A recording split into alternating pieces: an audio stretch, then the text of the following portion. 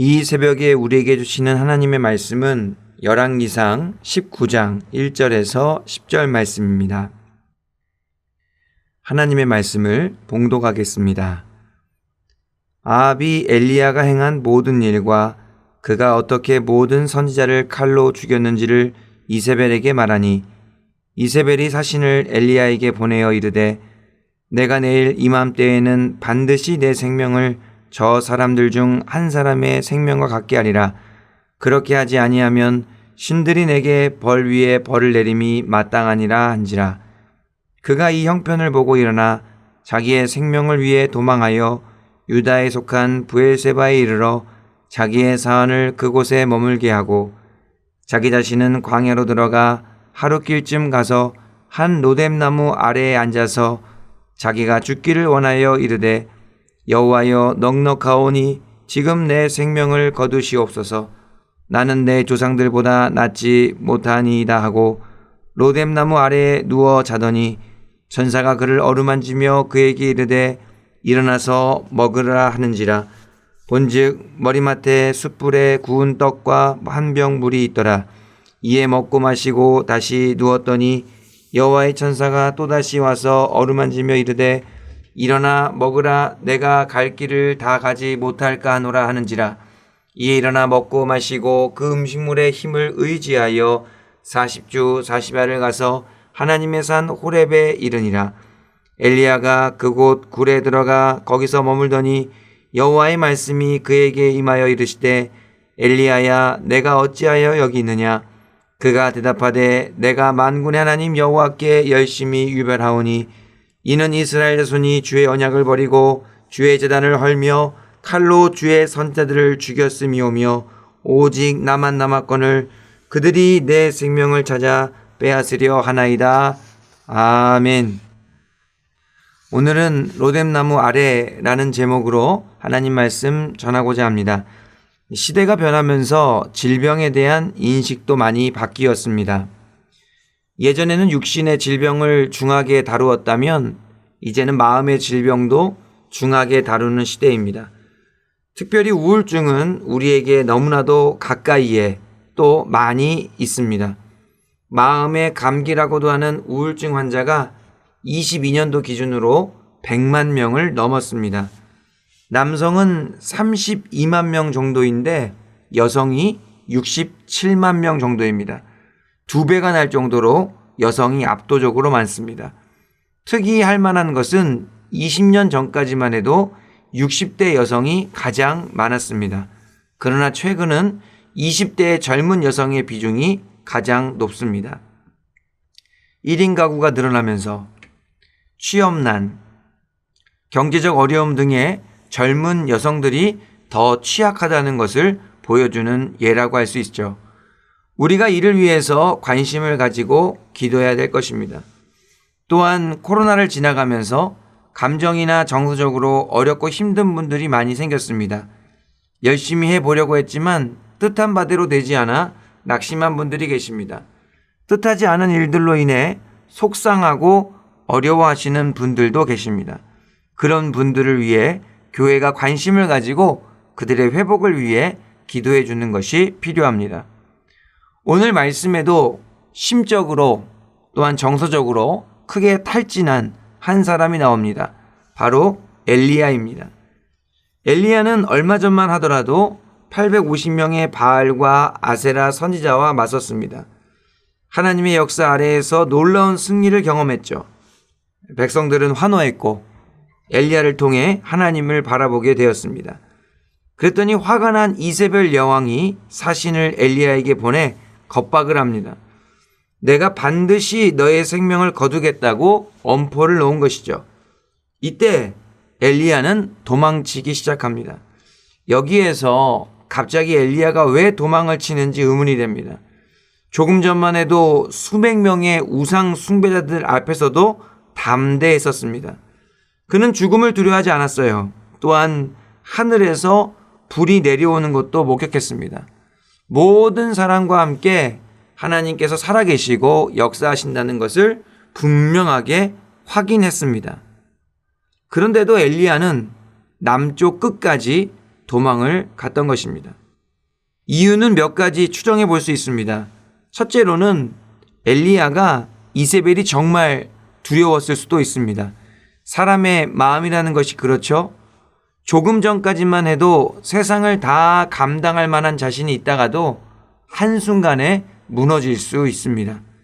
갑자기 두려움에 사로잡히기 시작하면 더 이상 아무것도 보이지 않게 되죠. 엘리야가 그렇게 무서워서 도망쳤을 수도 있습니다. 다음으로는 엘리야가 낙심했을 수도 있습니다. 이렇게까지 했는데 여전히 이세벨이라는 여자가 안 바뀌는구나 하면서 더 이상 소망이 없다고 느꼈을 수도 있습니다. 하나님, 불을 내려주실 거면 저 이세벨이라는 여인에게도 불을 내려주시지 거기에는 왜 안 내려주시냐고 하면서 하나님께 실망했을 수도 있습니다. 엘리야는 자신이 기대했던 상황들이 이루어지지 않는 것을 보면서 자포자기했을 수도 있습니다. 이유가 어찌되었든 엘리야가 심적으로 매우 어려워진 것은 확실합니다. 그는 아무도 없는 광야로 들어갔습니다. 그리고 한 로뎀나무 아래에 앉았어요.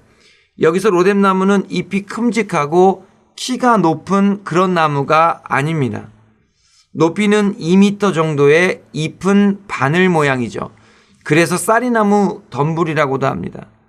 다시 말해 로뎀나무 아래는 평안히 쉬기에 적합한 그런 곳이 아닙니다. 태양빛에 몸도 제대로 가릴 수 없는 아주 불편하고 괴로운 곳이었던 거죠.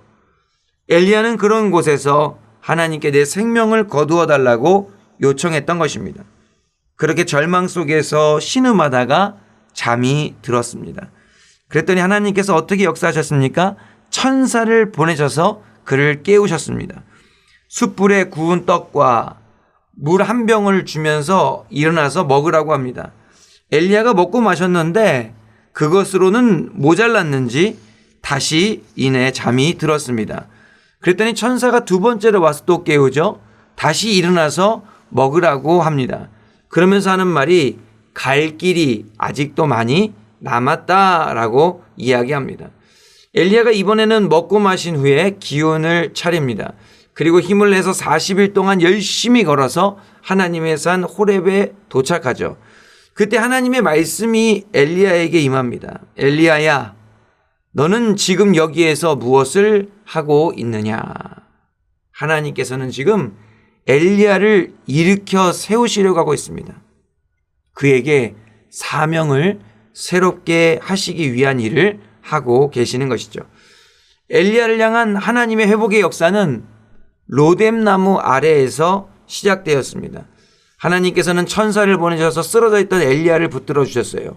먹을 것과 마실 것, 그것을 보내주시고 새 힘을 얻게 하셨습니다. 그런데 로뎀나무 아래는 회복을 위한 적합한 장소는 아니었습니다. 오히려 엘리야는 그곳에서 자신의 모든 것을 내려놓기에 적합한 장소라고 생각했습니다. 그런데 하나님께서 어떻게 행하셨습니까? 그 로뎀나무 아래에서 진정한 회복의 역사를 시작했던 것이죠. 그러므로 로뎀나무 아래가 회복의 장소가 될 수 있었던 것은 순전히 하나님의 은혜 덕분이었습니다. 하나님께서 로뎀나무 아래에서 함께하여 주시고 천사를 통해 사랑을 공급해 주신 것이죠. 이로 인해 로뎀나무 아래는 절망과 탄식의 장소가 아니라 회복과 치유와 소망의 장소가 된 것입니다. 어떤 이유에서든지 때로는 엘리야처럼 절망하고 낙심할 수도 있습니다.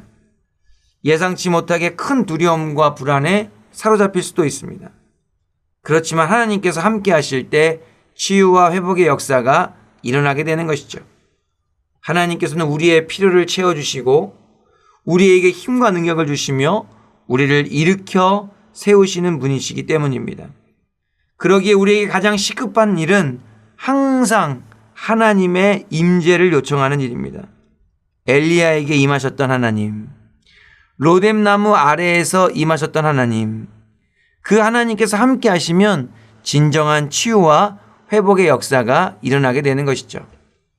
열심히 잘 살아왔는데 관계 속에 문제가 생겼다고 절망하지 마시기 바랍니다. 그동안 하나님을 잘 섬겨왔는데 가정에서 어려운 일이 생겼다고 낙심하지 마시기 바랍니다.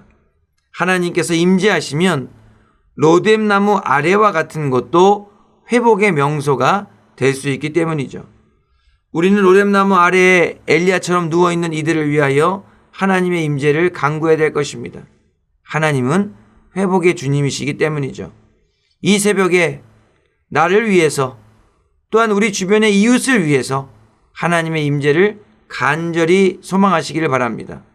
우리가 있는 로뎀나무 아래가 진정한 회복의 장소가 되게 될 줄 믿습니다. 기도하겠습니다. 사랑의 하나님 아버지, 감사를 드립니다. 말씀을 통해서 로뎀나무 아래와 같은 곳도 하나님께서 역사하시면 진정한 회복의 장소가 될 수 있음을 깨닫게 하시니 감사드립니다. 주어진 상황과 여건에 절망하고 낙심하는 대신 오직 하나님의 임재만을 간구하게 하여 주시옵소서. 쓰러져 있는 우리를 깨워주시고 먹고 마시게 해주시며 힘을 주시는 하나님만 바라보게 하여 주시옵소서. 그리하여 참된 회복을 경험하는 우리 모두가 되게 하여 주시옵소서. 특별히 우리 주변에 엘리야처럼 쓰러져 있는 분들이 많이 계십니다. 하나님, 그들을 위하여 간구하오니 주님께서 친히 찾아가 주셔서 은혜를 베풀어 주시고 역사하여 주시옵소서.